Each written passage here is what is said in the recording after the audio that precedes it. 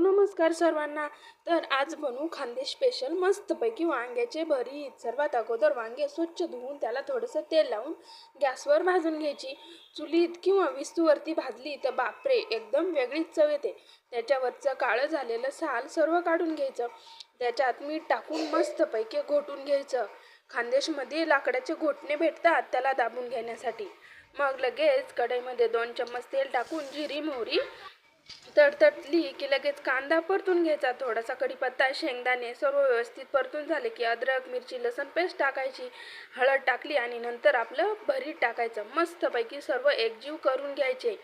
लगेच थोडीशी कांद्याची पात आणि थोडीशी कोथिंबीर टाकायची। थोडा वेळ झाकून ठेवून घ्या आणि मग तयार आहे आपले वांग्याचे भरीत।